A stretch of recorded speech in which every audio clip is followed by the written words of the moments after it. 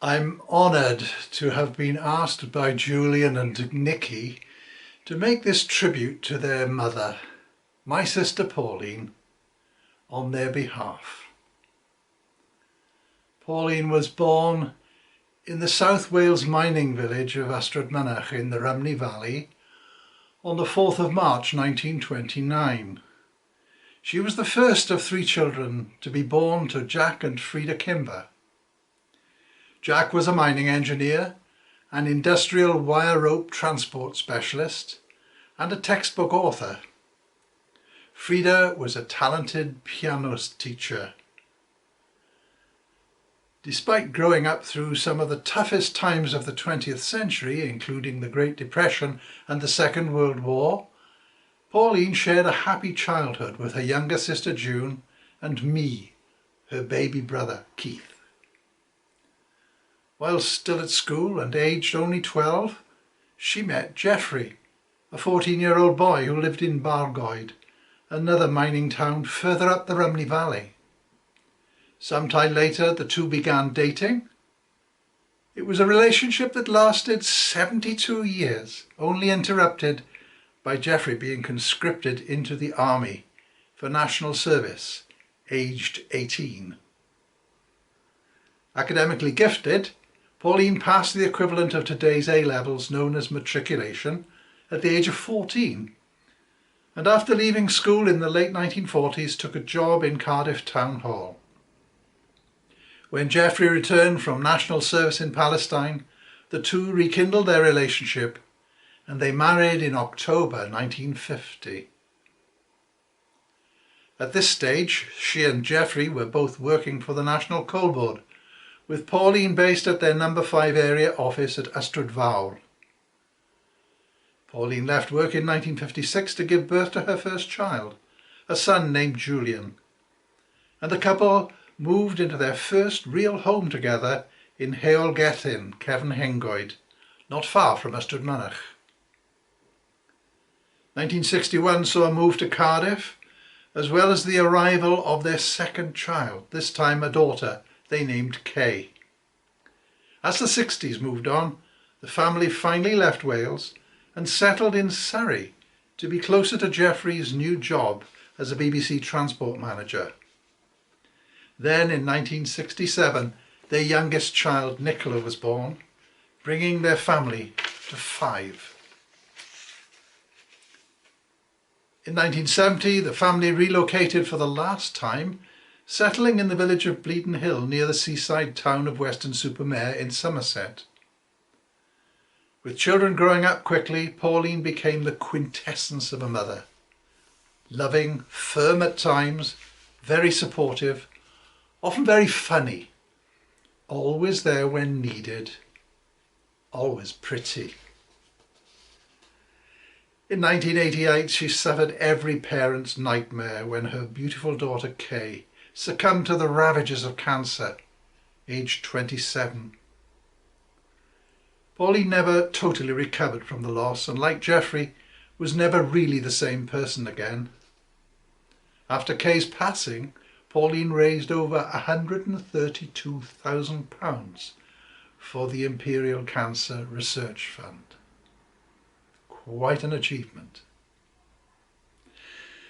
As the years passed, she gained 6 grandchildren and a great-grandson, all of whom she loved most dearly, and they loved her too.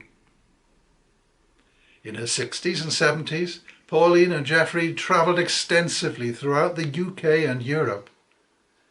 A son in aviation meant visits to places like the Bahamas, the USA, Saudi Arabia, Bahrain and the United Arab Emirates. She loved music and was blessed with a beautiful voice, which she put to good use as a member of the local singing group called the Avon Airs. Those of us fortunate enough to be present for her 90th birthday celebration will never forget the delight she took in welcoming her guests, and, as was always her way, making every person she spoke to the centre of her attention, rather than herself. Modesty was another quality, because behind that sweet Welsh voice Her radiant smile and gentle, unaffected ways. There was a razor-sharp mind, allied to an instant memory recall, as her grandchildren will attest. In a quiz you challenged her at your peril. Sadly, in 2014, and after 64 years of marriage, Geoffrey passed away at the age of 87. Pauline missed him until her dying day. The bond they'd shared from such a young age was unbroken. It was a cruel blow, but Pauline, phlegmatic as always, adjusted to her new life, supported by friends and neighbours and family. She was blessed with wonderful, caring neighbours, and one of them wrote this to Nicola and Julian recently. We always believed Pauline was one of that very special and distinctive wartime generation upon which our current society has been built. Their stoicism and fortitude underpinning the success of our so-called golden generation. We found her easy to chat to, wise, funny, and interested listener. She maintained a sharp mind, a clarity of thought right up to the end. She could express coherent views on most topics, current affairs, politics, her Wales, even Formula One motor racing. She delighted in being the self-appointed keeper of my garage security. Mid-evening, and far too many times, a telephone call, a chuckle. You've left it open again. She was kind, considerate, thoughtful, and always inquired about other people's health, even in her last month. A very special lady who will be missed. Tragically, the onset of the COVID lockdown saw Pauline spending her final days in isolation at home. Throughout, Nicola was in regular contact but unable to visit her. And it was the same for Julian too, confined to living and working in locked down Dubai, far away. In her final weeks, Pauline was admitted to Bristol Royal Infirmary, which graciously allowed Nicola to visit every day.